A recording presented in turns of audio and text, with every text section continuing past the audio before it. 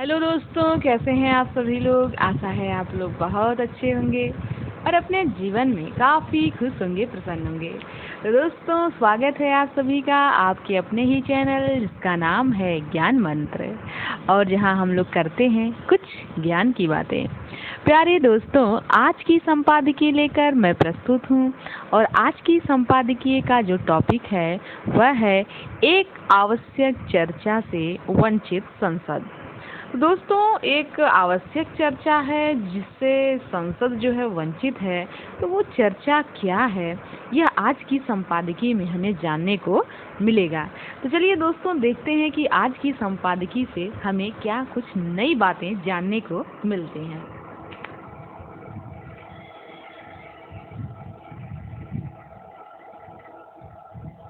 मणिपुर उच्च न्यायालय की ओर से राज्य के मैती समुदाय को जनजाति का दर्जा देने पर विचार करने के आदेश के बाद कुकी और इस समुदाय के बीच शांति सद्भाव अचानक भंग हो गया, और वहां मई के पहले सप्ताह में हिंसा भड़क उठी। यह हिंसा 2 माह बाद भी पूरी तौर पर शांत नहीं हो सकी।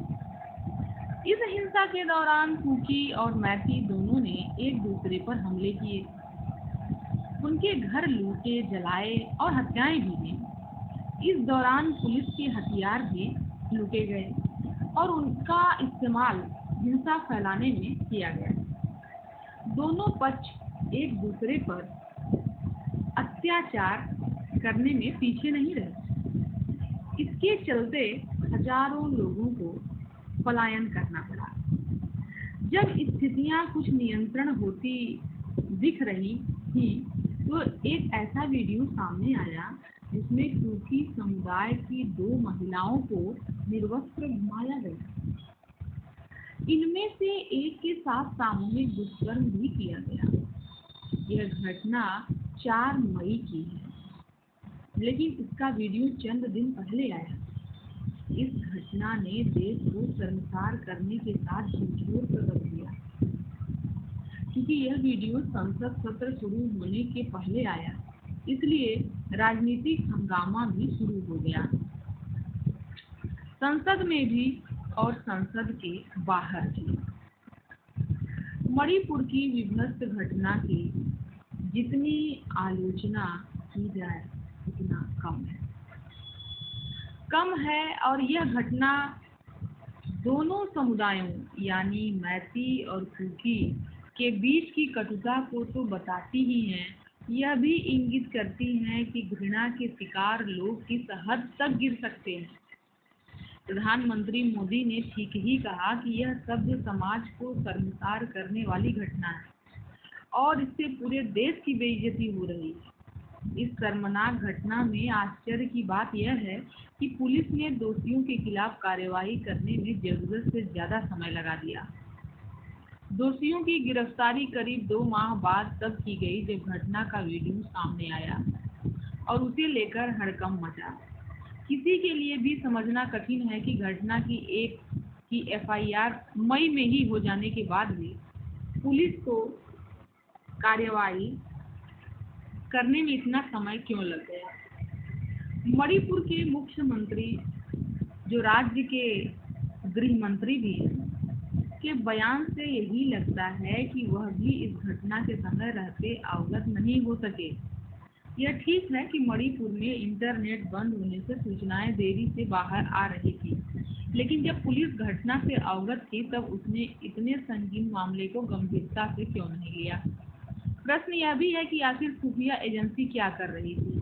4 मई की घटना मणिपुर के माहौल को फिर से खराब कर सकती है, क्योंकि वह बेहद शर्मनाक और विचलित करने वाली है। आज के जमाने में 2 समुदायों में इतना वैमनस्य होना चकित करता है।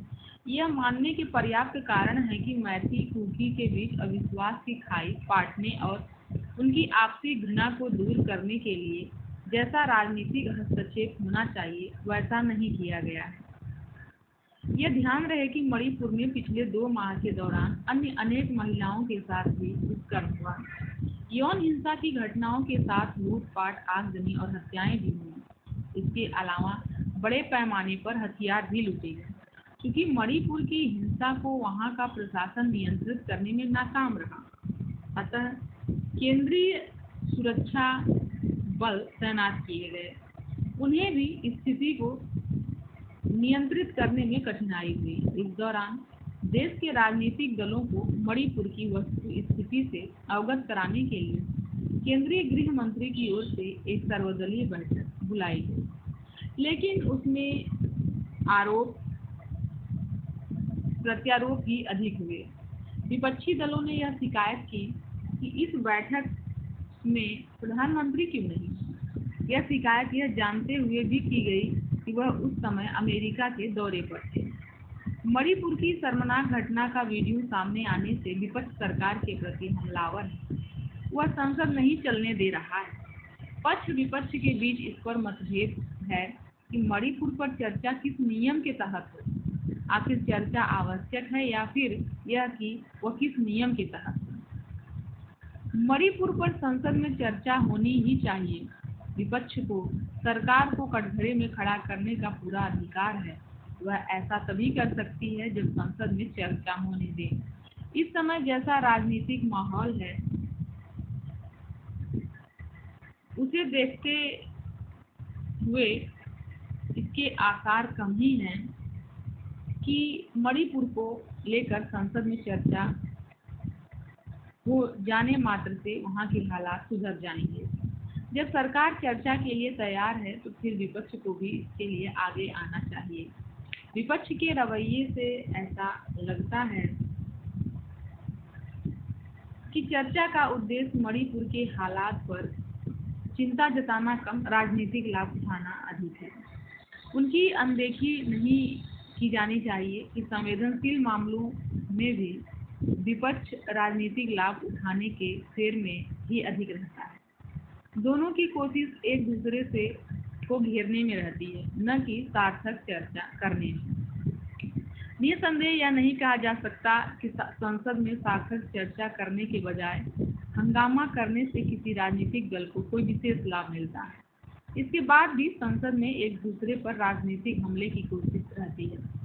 यदि संसद लोकतंत्र का मंदिर है तो फिर वहां जनता की भलाई वाले कामों को लेकर चर्चा को प्राथमिकता दी जानी चाहिए।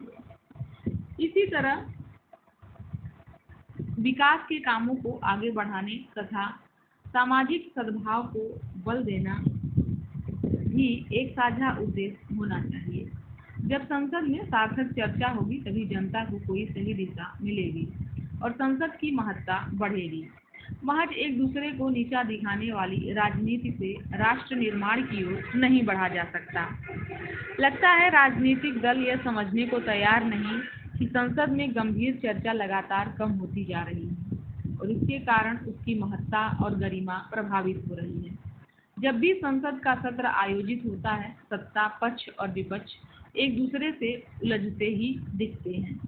विपक्ष कई बार चर्चा की मांग भी करता है और सदन भी नहीं चलने देता। संसद न चलने से केवल लोकतंत्र ही कमजोर नहीं होता बल्कि देश की प्रगति भी रुकती है, क्योंकि कई आवश्यक विधेयक समय रहते पारित नहीं हो पाते। तो बहुत ही अच्छा टॉपिक आज का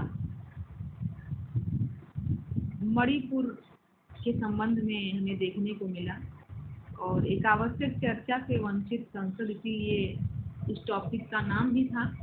और क्योंकि मणिपुर के संबंध में संसद में जो चर्चा है वो हो नहीं पा रही है जबकि होनी चाहिए, और इतनी शर्मनाक घटना मणिपुर में घटित हो गई और दोनों जनजातियां कुकी और मैती में जो एक विवाद की स्थिति बनी हुई है उससे मणिपुर जो है प्रभावित है। तो आज की संपादकीय में मणिपुर से संबंधित जो बातें थी उसको हमने जानने समझने का प्रयास किया। संजय गुप्त जी का आज का यह संपादकीय लेख काफ़ी ज्ञानवर्धक रहा मणिपुर के परिप्रेक्ष्य में। तो दोस्तों, आज की संपादकीय को हम यहीं समाप्त करते हैं। मिलते हैं नए वीडियो में नए संपादकीय लेख के साथ।